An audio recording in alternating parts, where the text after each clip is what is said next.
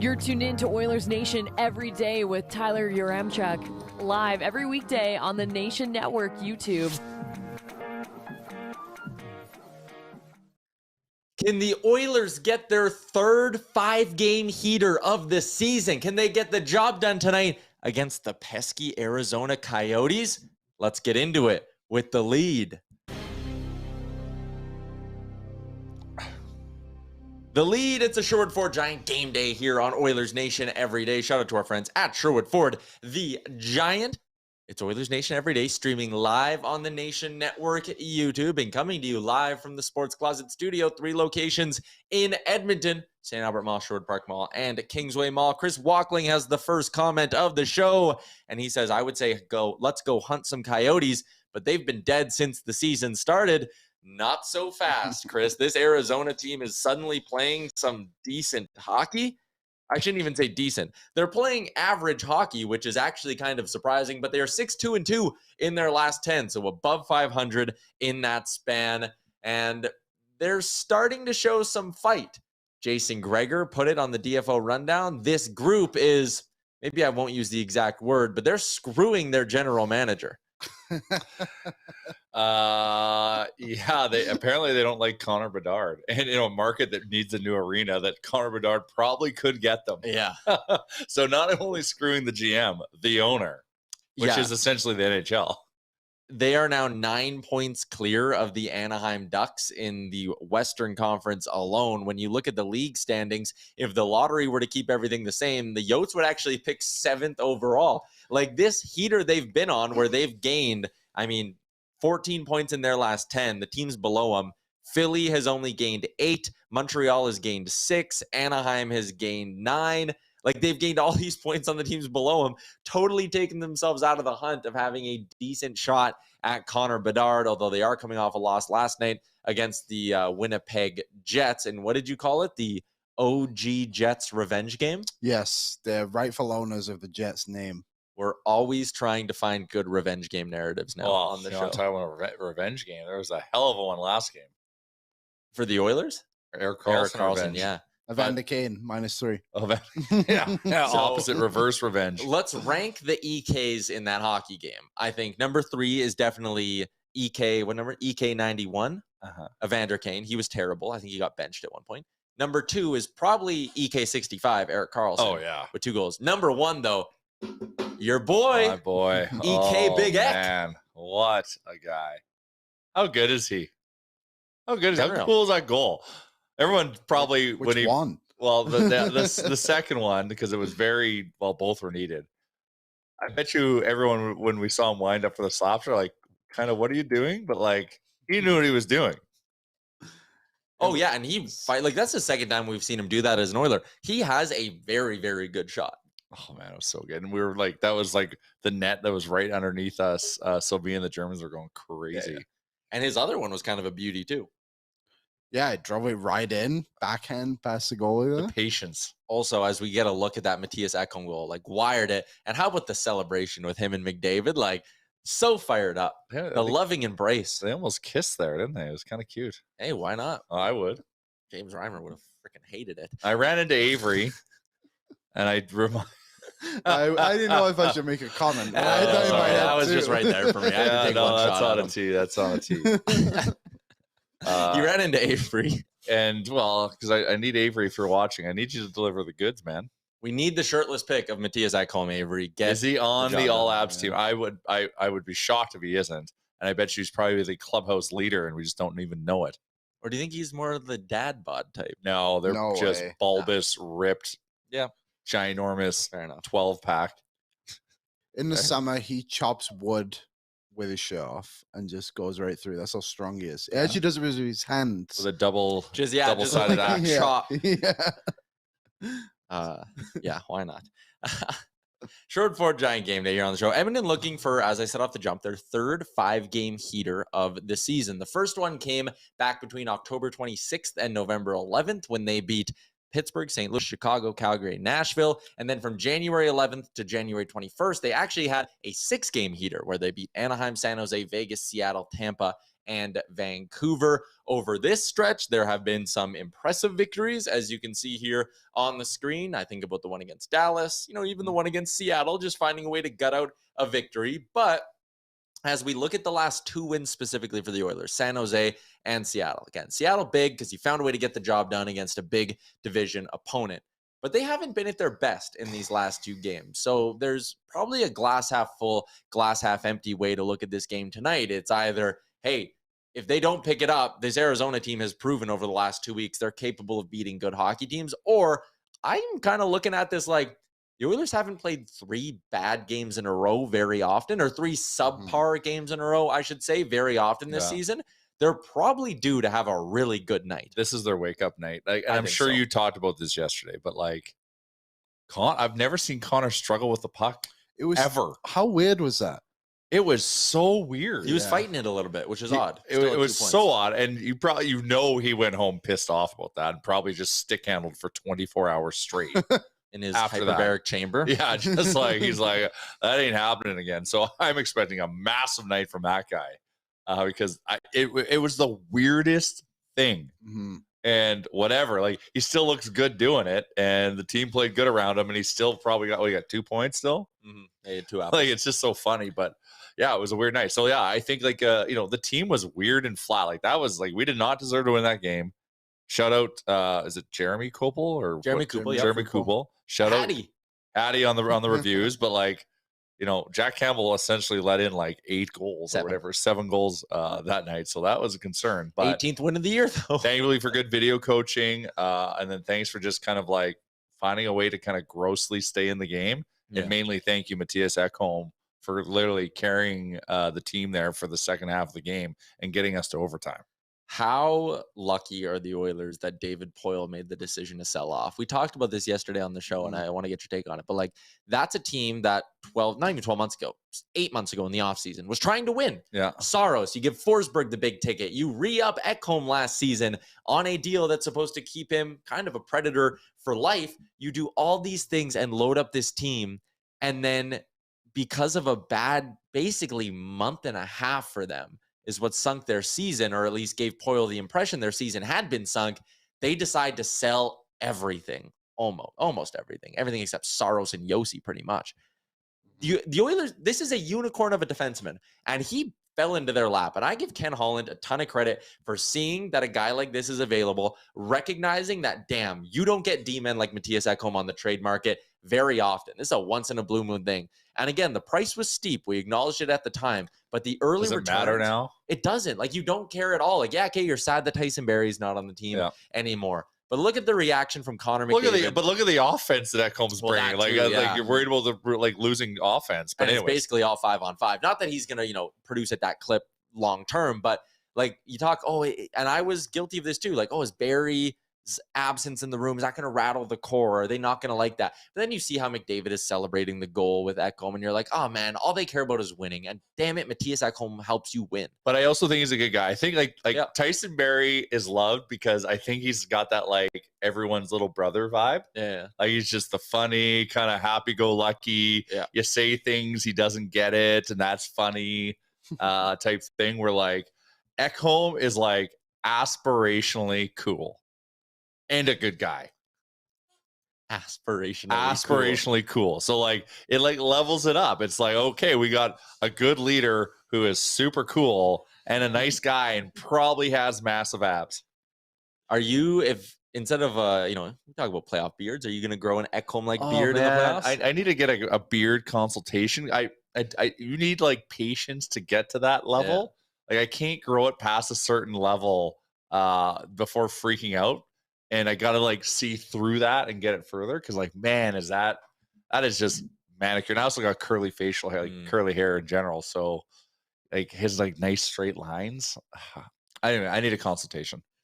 I'd love to get Ekholm in here. We can just talk about beards for a bit. Oh, that is a good beard. Let's get into the YouTube chat because I feel like I've been neglecting you guys over the last couple of shows. Austin was in, said, let's go Oilers. Almost time for my pregame nap. Then we're good to go.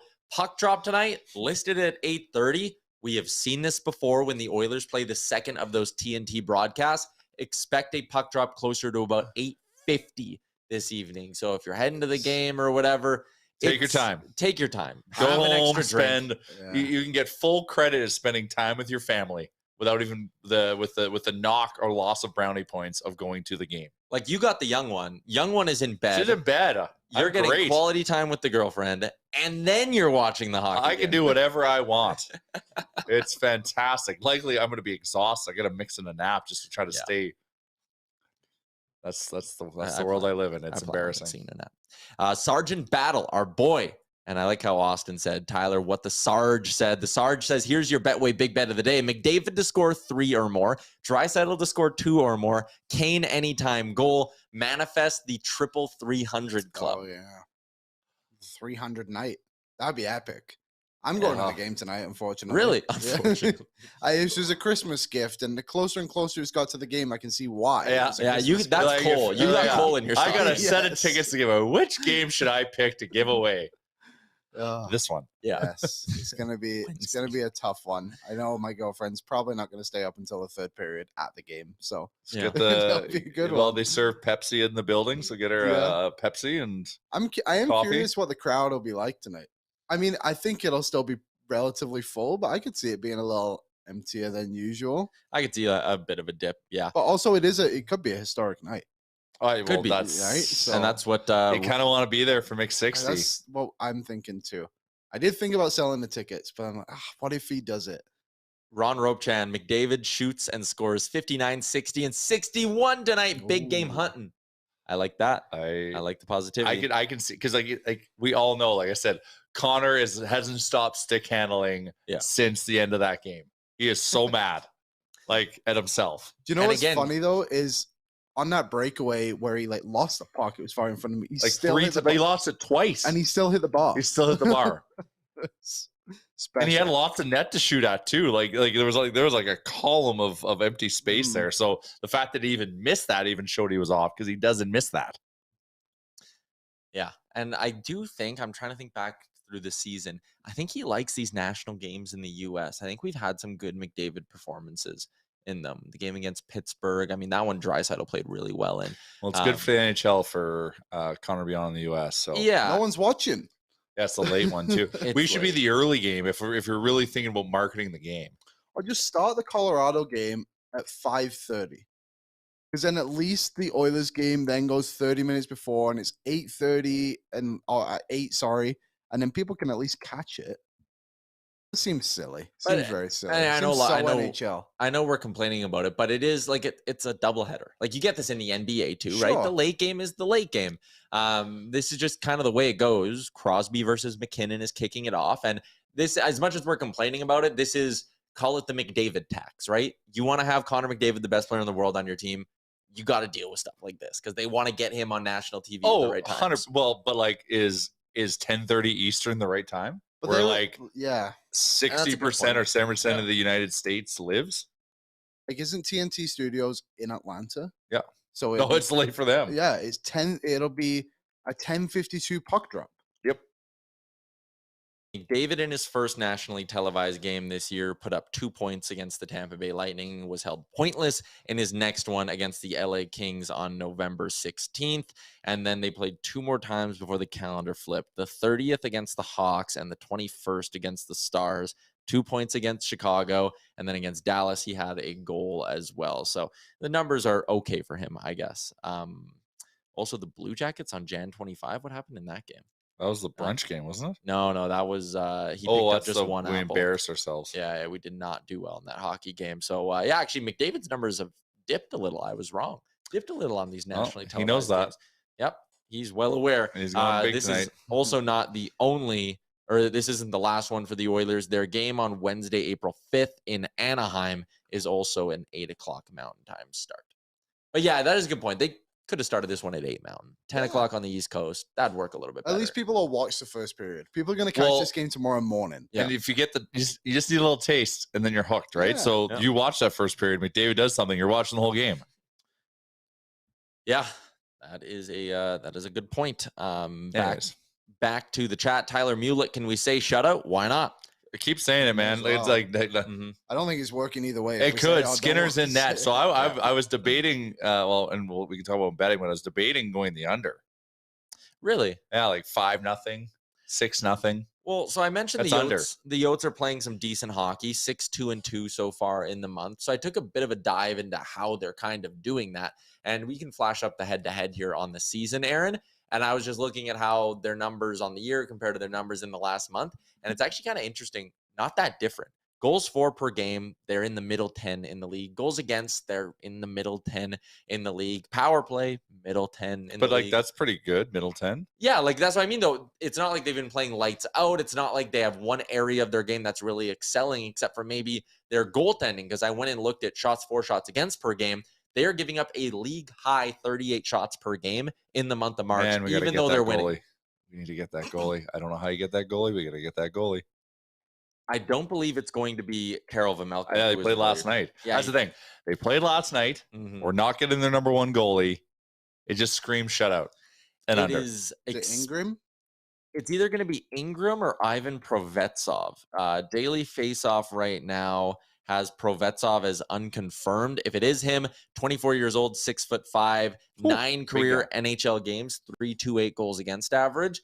Not great. Look at his numbers this year, though. He is a perfect 3-0 with a 167 goals against average and a 952 save percentage. So if it's Provetov, he hasn't played Connor McDavid yet, though. Yeah, that's what I'm thinking. He's probably due for that's why the under, maybe 3-0. Connor McDavid hat trick. And Ingram hasn't played in 8 days. He has a 337 GAA and a 909 save percentage. Rotate 3 goalies? Yeah, they're running 3 goalies because Provetov played 4 days ago against Chicago. So I don't know what they're going to do tonight. One of Provetov or Ingram is likely going to get the start. You said it, Stuart Skinner getting the call for the Edmonton Oilers. So Edmonton going back to their number 1. He did allow 4 goals against the Seattle Kraken, but I thought he was largely fine in that hockey game. We were we weren't that good in that game. No, we were outshot. Mm-hmm. Like once again, though, we pulled off the dub. We were now doing those things that good teams do. Is you have an off night and you figure it out. So now I'm starting to like think less and less about those games we let get away from the good teams, like giving up a 2-goal lead in like 2 minutes against New Jersey, and then losing. And you know those 3 goals. I'm starting to like forgive those because now we're winning games that we clearly shouldn't be. So. It's okay. That's what good teams do.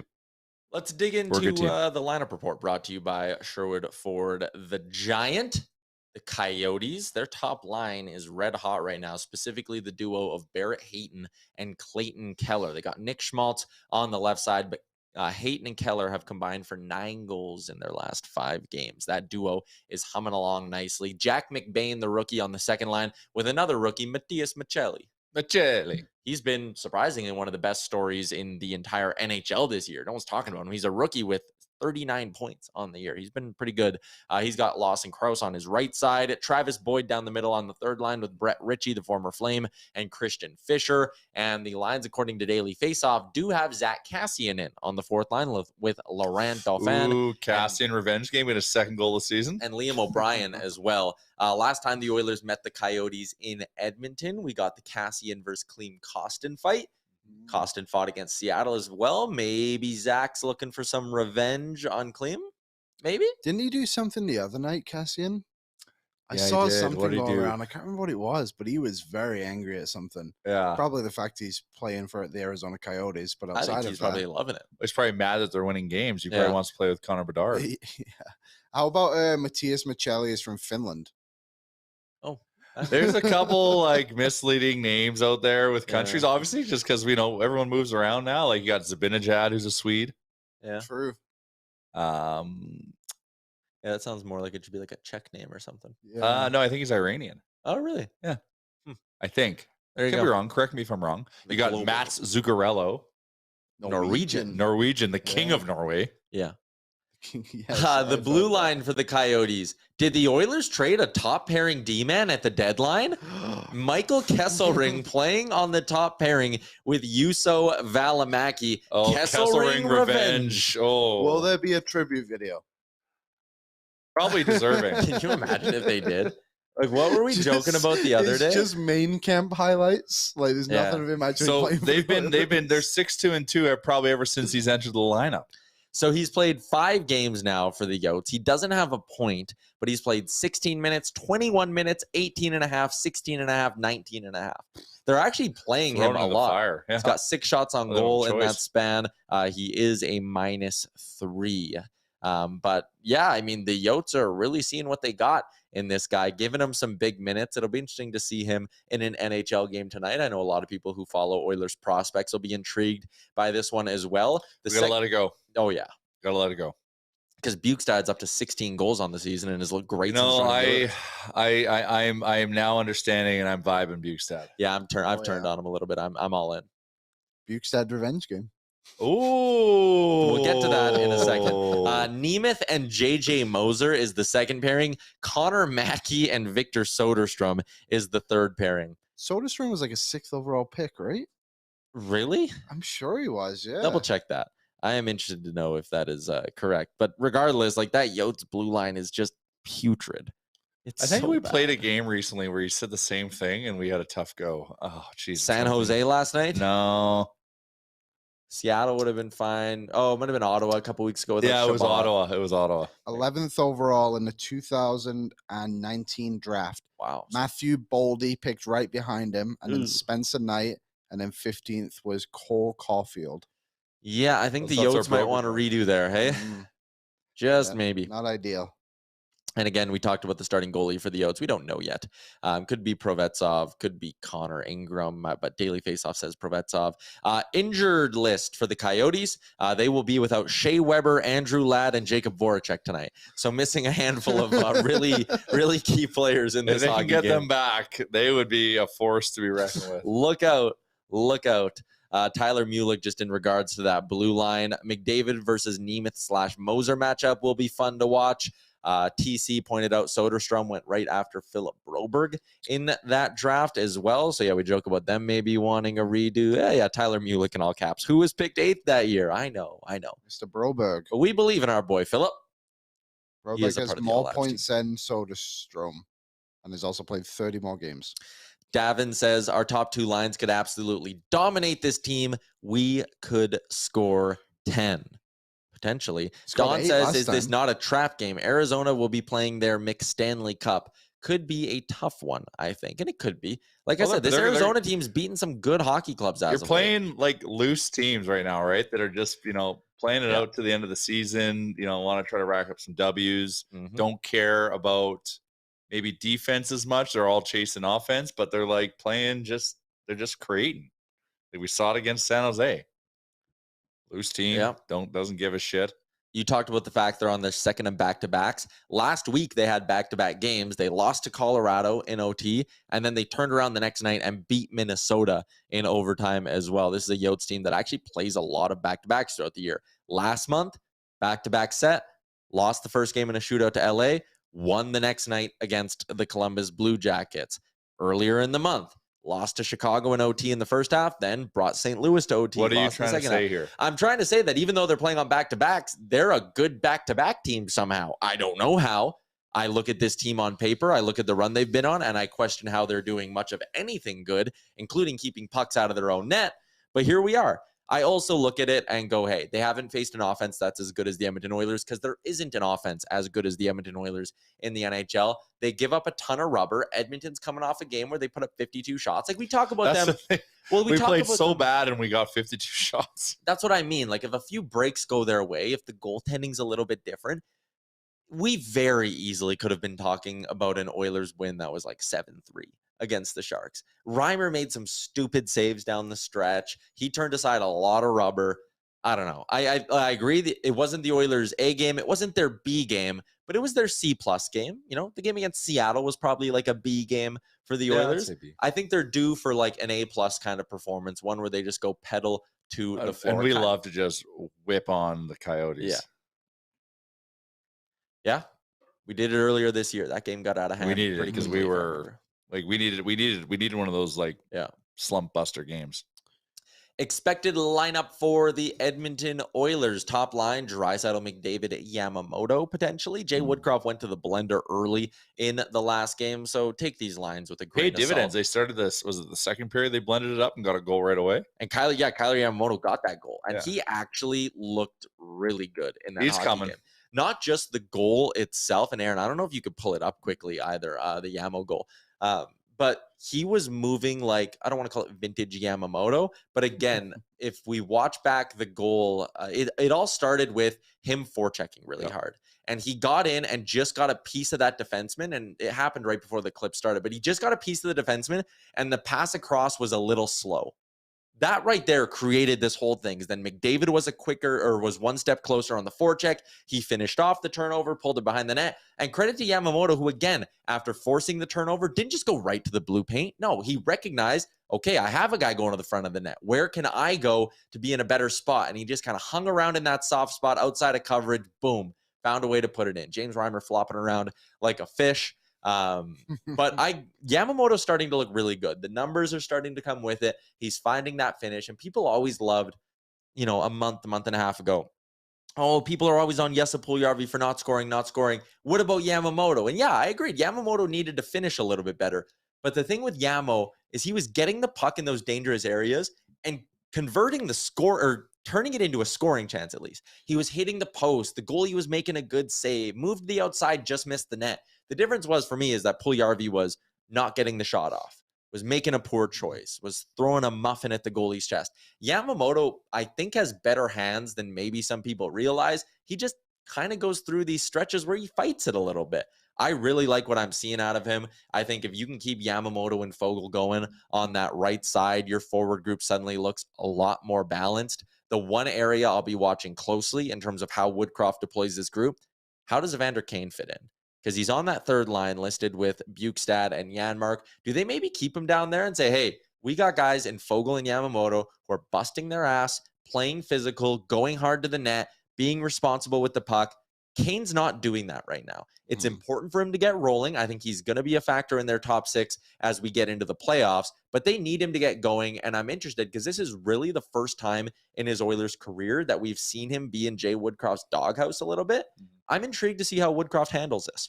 I think, too, just to give his line mates credit, like Bukestad and Janmark have both been playing pretty well, too. Yep, so maybe this line. is just kind of like, hey, these two have been buzzing a little bit. Try and get Kane going. He did just score a hat trick the other day as well. And that's a good point. Like, maybe I'm being too hard. He's scoring one now within 8.5 games. Yeah, fair. Yeah. But last game, you'd think he'd have a little bit of extra hop in his step considering the opponent, and he was not very noticeable. He was noticeable in negative ways. But on Yamamoto, I think one thing to consider for him, too, is look at the injuries he's had to come back from this season. Like, those take an extra couple of games to kind of get back into it with the neck and head issues he's had. So hopefully he can just kind of stay healthy, because if he had played a full 82, he'd probably be around the same goal total, around 20 goals this season. But he'd probably be their fifth 30-goal scorer. Yeah. You think so? That's bold. It feels bold. Very I bold. would say about 25 would be as take. high. Okay, yeah, it's a little bold. Clip that was. If Kane played the full year, he'd be at 30. Well, that's for fair. sure. Well, he'd have 10 hat tricks. Yeah. So That's a good point as well. Yeah, one every 8.5, 9.5 games would be almost 10 hatties in the season. That's hilarious. D pairings for the Oilers: Nurse with Ceci, Ekholm with Bouchard, Kulak with Broberg. They won last game, so maybe they won't make a change. But I thought Broberg and Kulak actually had some pretty rough moments in that game against San Jose. I wouldn't be surprised if we see Vinny in. I think you got to play Broberg. Really? I mean, we keep talking about how he wasn't great. It's like, well, he did just sit on the sidelines for like 6 games. That's fair. I think you got to get him rolling a little bit. I think Desharnais might be carrying that injury a little bit with his wrist. We did see it. He got whacked by Tavares. He got whacked on Tavares, but that night he did have something on his wrist as well. It looked like some kind of, what do you call those? Like a pad or like a soft cast or something like that. A brace. And then, yeah, almost. And then the other night against Seattle, he was in it with Jared McCann. What was his name? Jared McCann. Yeah. And he wasn't using the hand that he had the bandage on. So maybe it's just kind of a knock there. I'm just speculating, but maybe they're just going to keep him out for a couple of games. Yeah, let him rest. And just like, it's fine, right? So I would keep Broberg in because 1, you need to play him, and 2, maybe Vinny's not 100% right now. I missed this one. Gregor did say they might go 11-7 with Shore out. So that wouldn't surprise me. Germans are sad. Germans are sad, but they're gone now. So, right? Like if Shore was getting sat for a game they were in attendance for, I'd be rattled. But, back to normal. I think it's probably fair to give Devin Score a break. Yeah, give him a night off. He earned it. He did earn it. I like 11-7 too because why not get those big guns out there a little bit more? A couple extra reps for McDavid against this Coyotes team. This is the night for Connor to get 60. Yeah. So give him all the opportunity he needs. Did you guys see the NHLPA voting thing that they put out? Yeah, the player poll. We could talk about that a little bit because the Oilers were littered in that thing. The first one, Aaron, we're going to see the best passer. Leon Draisaitl voted best passer in the NHL. I was a little surprised to see McDavid down at 5th on this list because I think McDavid is the best passer in the NHL. That's who comes to mind when I think of that. But Patty Kane, Kucherov, Panarin all ahead of him. Draisaitl at number 1, the backhand pass, that is elite, 100%. I think I would vote McDavid a better passer than Draisaitl. Am I crazy? Oh, I think maybe.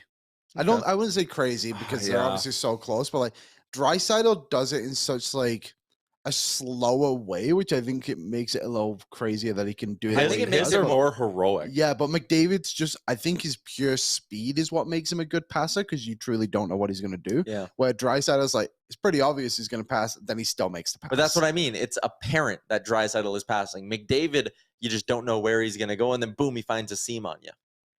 Let me know in the chat. But like Liam, start a poll in the chat. But like Connor's normally like a 10-foot passer, like in close areas. Because doing that, driving the net, opening up lanes or seams to make passes. But like Leon can go tape to tape, backhand 130 feet. Yeah, that's fair. So like, it's tough. Like you're not wrong to debate this because you're right. Like McDavid has 7 million assists, so like obviously he can pass the puck. But it's like Leon's like a more sexy passer. Yeah. Other things they voted on, if you need to win one game, who's the goalie you'd want on your team? Vasilevsky got 52%. Campbell didn't get any votes. In a must-win game, which forward do you think would be most impactful? Connor McDavid ran away with this one, 59.3%. Sidney Crosby was second at 11%. McKinnon, Kucherov, Patrice Bergeron, and Austin Matthews also picked up votes for this one. No surprise here. Connor McDavid, best player in the world by a wide margin.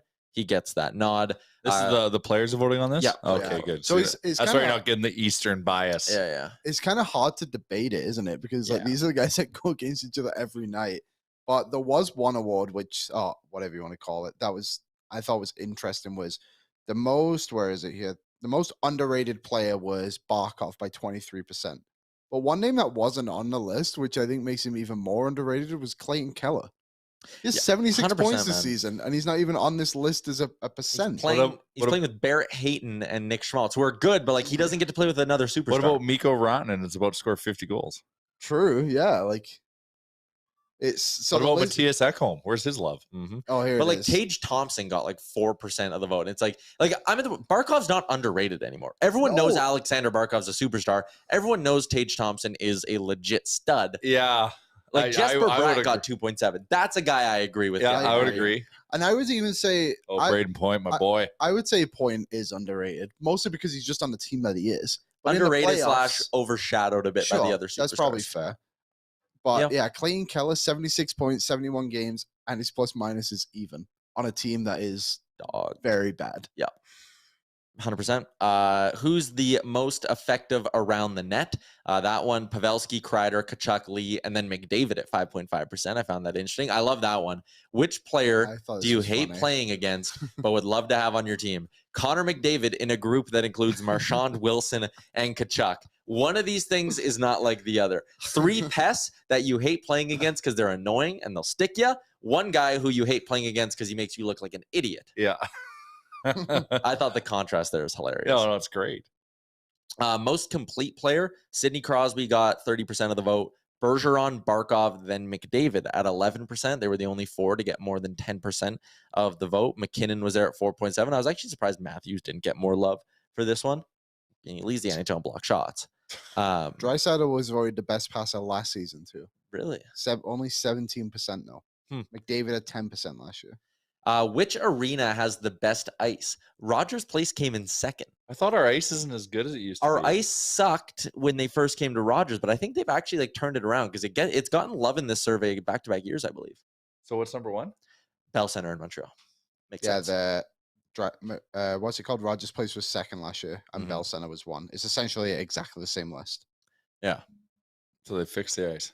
They fixed the ice. I mean, I remember that first year I was at Rogers, like Lucic complained about it a ton. Yeah, it was soft. Well, they struggle with like heating or heating and cooling. The thing they might need some help from Star Mechanical, which is a nice segue. But like you now notice like in the spring and stuff, like they've got and it's starting to now. They got all the drapes closed, trying to keep all the cold air in. I had always heard they're fighting it, but they're aware. People can correct me in the chat if I'm wrong. The rumor I always heard was they didn't quite calculate how much of an impact the open into Fort Hall would have.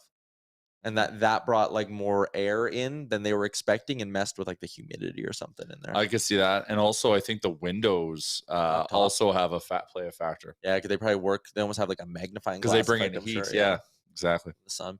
I'm going to give you one guess for this one that the player poll did. Okay, I don't want to look at it. Okay. You have it up right now, right? No, I don't. Okay, perfect. Best city to spend an off day in. What do you think the players picked? Vegas. Wow, you nailed it. Took you no time. That is the absolute biggest. Well, I initially, my heart's in Edmonton always, so I had to say that first, and then I'm like, Austin Matthews was voted first in one category, best shoe game, which I'm big. Sure he holds. What's Ekholm shoe game? Or does he wear shoes? Maybe working his way down the body, barefoot, just like just leather, like wrapped around his feet, with lace. There you go. There's the player poll. You started it, so I'll finish it. Shout out to our friends at Star Mechanical. You can check them out online at starmechanical.ca. I was at the curling club yesterday, and I ran into a Star Mechanical employee. He is one of the 50 plumbers and gas fitters that they have on staff. And if you call 780-481-8873, maybe Adam will come fix it up. That was his name, Adam. Shout out to Adam from Star Mechanical. Shout out to everyone at Star Mechanical. If you need something fixed, like Rogers Place fixed their ice, Star Mechanical, they got you covered. I don't know if they as you're at home arena having some soft ice issues. There you go. You put the poll in the chat. Who is the better passer, Draisaitl or McDavid? 72% agree with you two and say Leon Draisaitl, but I got 28% of the support, so I don't mind that at all. Tyler Mulick, weird. Vegas is popular. Yeah, I know. It's a funny one. Best shoe game. People are laughing about that as well. I wrote an article, I think it went out this morning over on the website. I'm interested to pick your brain on this one a little bit before we move along with the keys to victory and everything else. What would you think about expanding the playoff format? Unpack that. What do you mean by that? The idea was to kind of copy what the NBA did. They now, and again, they have 30 teams, not 32. But the idea would be, as you look at the standings on the screen, the top 3 in the Central, locked in. Top 3 in the Pacific, locked in. But then you add 2 more wildcard teams. And the 7 seed plays the 8 seed. Winner gets the 7 spot. Loser plays the winner of the 9 seed and the 10 seed. So if you're 9th or 10th, you're on your last life. You got to win that 9 versus 10 game. Loser goes home. Winner goes on to play the loser of 7 and 8 in kind of a page playoff style bracket. You love the page system. I do love the page system.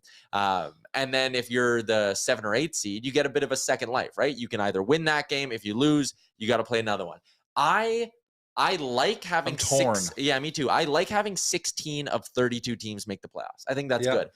This doesn't really change that. What it does is it allows the NHL to basically start with 2 game 7s in each conference in a matter of a couple of nights. That would be electric. The other thing it does, this year is maybe a little different. There's a bit of a race in the East because there's 3 teams that could take 2 playoff spots. In the West, there are 4 teams that are in the hunt for 3 teams that are in the hunt for 1 final playoff spot. There's a bit of a race. What this would do is it would create a lot of races. There would not only be the race to get that 10th seed and keep your season alive. There would be a push to be the 9th seed because you'd want home ice in that 9 versus 10 game. There would be a push to get into the 8th seed because then that gives you 2 lives. The 7th seed, well, you have home ice for potentially both of those elimination games if you were to lose the first one. Then you'd want to be pushing for that final division spot because you want to avoid the play-in altogether. Then you'd still be pushing for the second spot in your division to have home ice in that series. It would just create all of these spots and all of these built-in little advantages for being a bit of a better seed. The entertainment value, like I'm all for. It would. But like if you're the 7th seed and you're 12 points ahead of the 9th and 10th seed, like they did their work, man. And but one, it's rare to see that big of a gap between the two teams. Like if they were to do that this year in the West and just run it 1 through 10, Nashville would have the final spot as of right now. I know games in hand could mess with it, but just for the example, like Seattle would play Winnipeg. Okay, there's only 2 points separating them right now. Mm-hmm. Calgary would play Nashville. There's 1 point separating them. Between Edmonton and Seattle, there's 3, but that would be the big gap, right? If we were the Oilers, as Oilers fans right now, we'd be sweating out.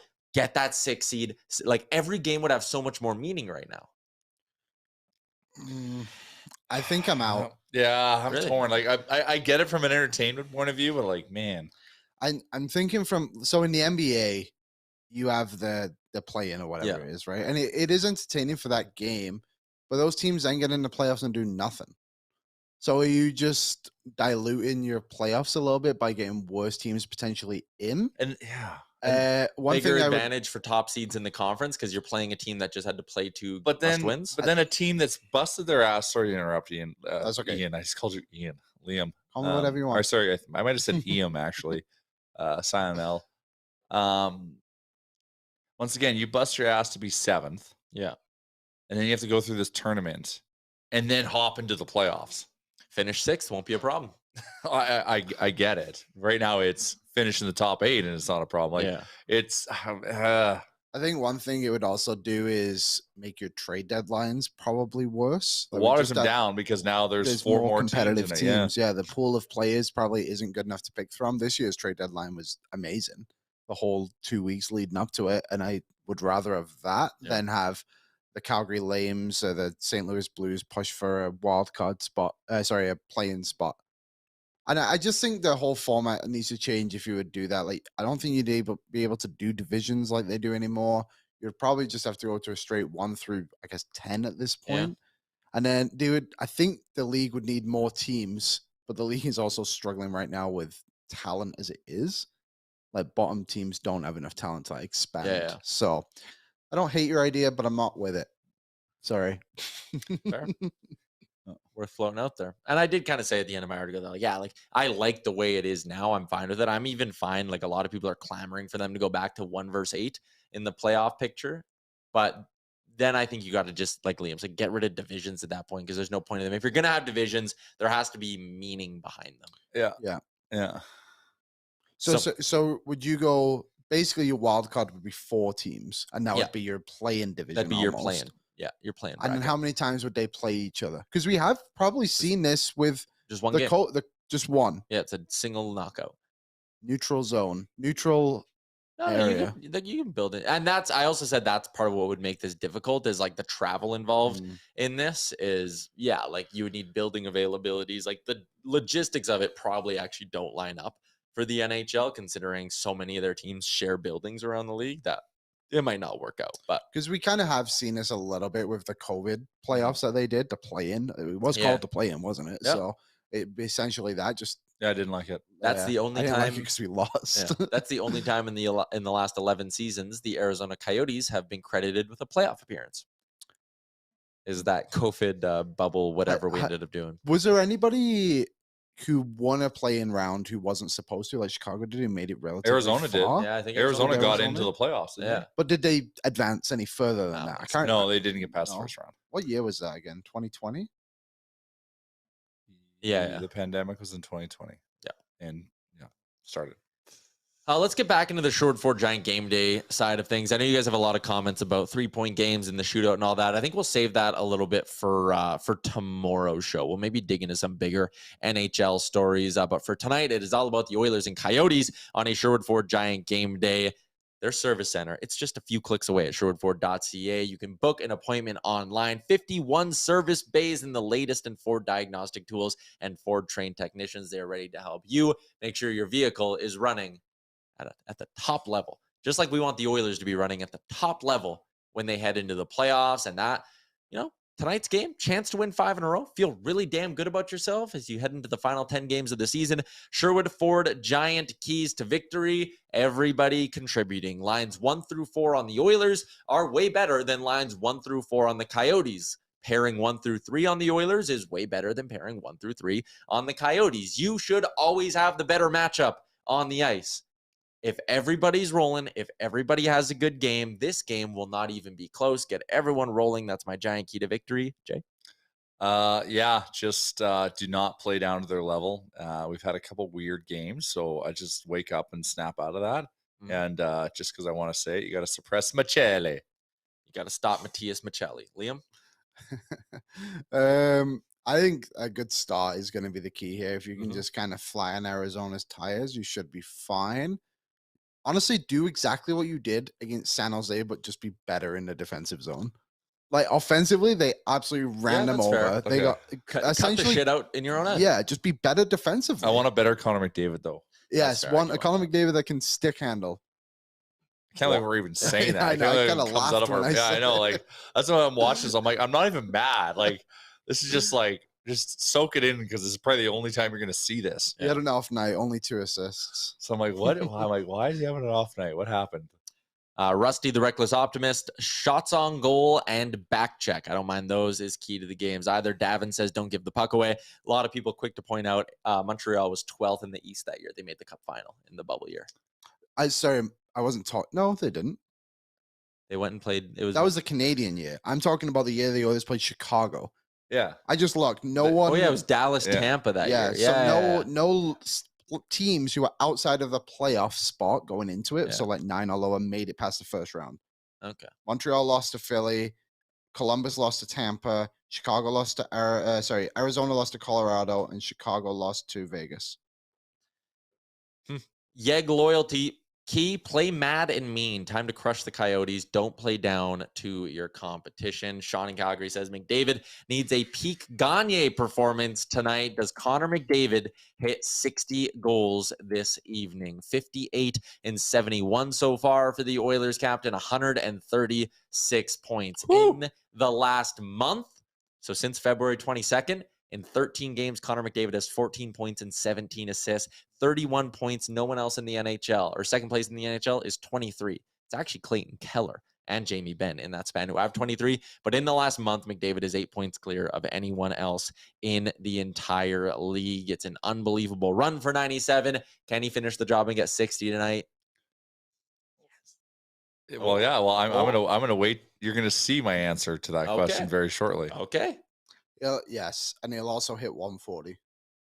Oh, you think he's getting a 4-point night? Yes. Spicy. Well, the line set at 2.5. Let's get into the betting talk, courtesy of our friends. Gross game. Gross to bet on.